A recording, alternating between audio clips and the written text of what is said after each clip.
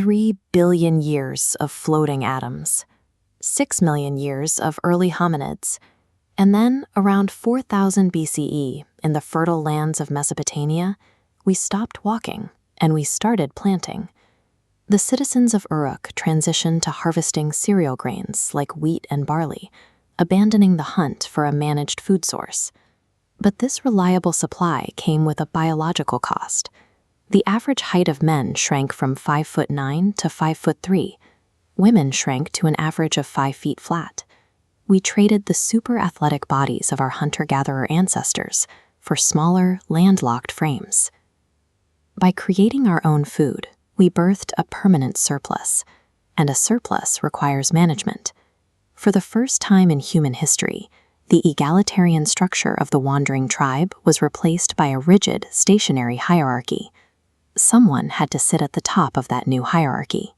Early cities faced a vacuum of power, requiring a mechanism to justify who exactly controlled the grain, and by extension, the people.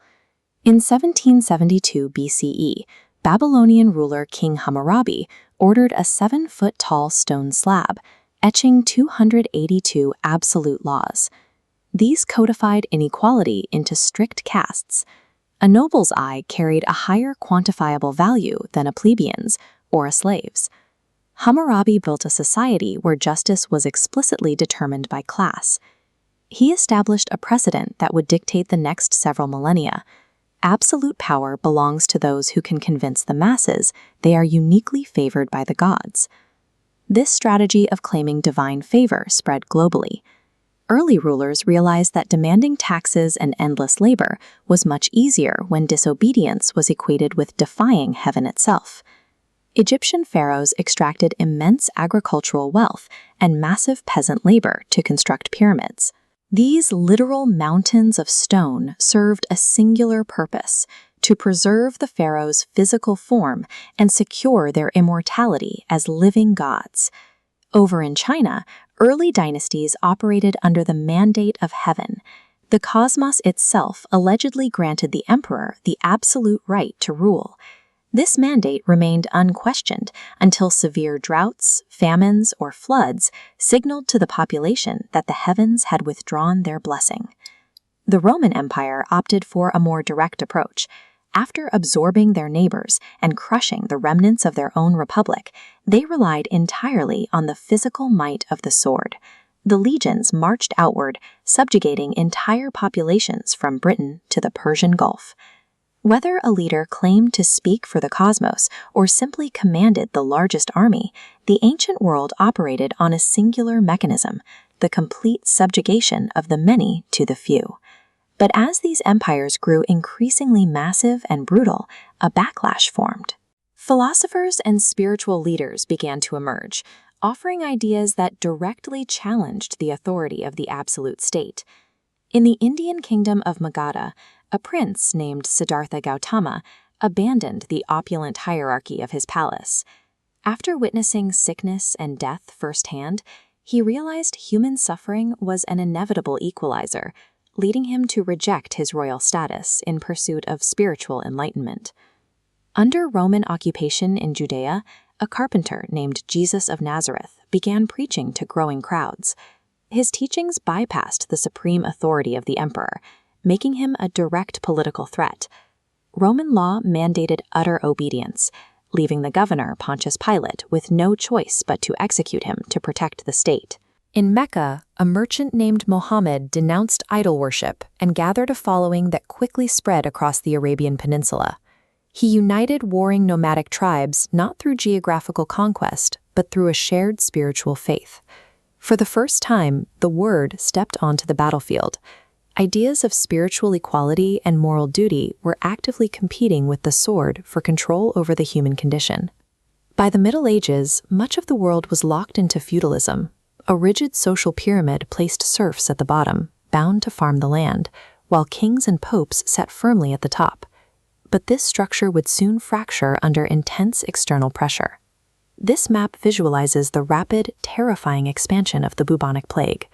Traveling through merchant ships and along the Silk Road, the disease swept across Europe and Asia, indiscriminately killing between 75 and 200 million people.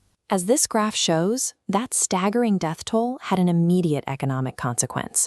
With the population decimated, the surviving peasant workforce was suddenly in short supply. They now possessed immense leverage to demand better conditions and keep more of the crops they farmed. At the same time, the illusion of noble supremacy was cracking on the battlefield.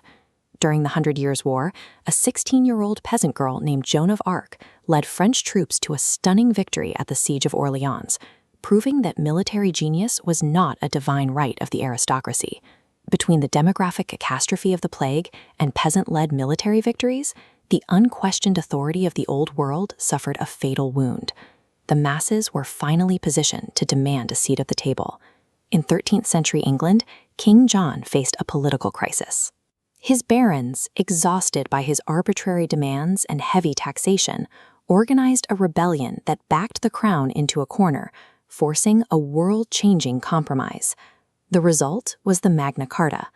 For the first time, a monarch was forced to admit he was not above the law. This established habeas corpus and the right to a fair trial, placing a permanent check on absolute power. 3 centuries later, Martin Luther mirrored this defiance in the spiritual realm. By nailing his 95 Theses to a church door in Wittenberg, he successfully shattered the spiritual monopoly of the Catholic Church. The ensuing Renaissance celebrated this new focus on humanism. When Michelangelo carved David, he wasn't depicting a peasant in servitude. He was immortalizing the beauty, potential, and defiance of the individual. Europe had finally broken the chains of divine right. Decades of intellectual and religious rebellion laid down a philosophical powder keg, one that would soon cross the Atlantic and explode. In 1776, Philadelphia became the stage for a final rejection of the God-King model. The delegates gathered there challenged the foundational assumption of history, that one person could possess a divine right to control another. During the drafting of the Declaration of Independence, they committed to paper a revolutionary thesis, that all men are created equal. This formalized a transition 50 centuries in the making, establishing that power emerges from the people through collective consent.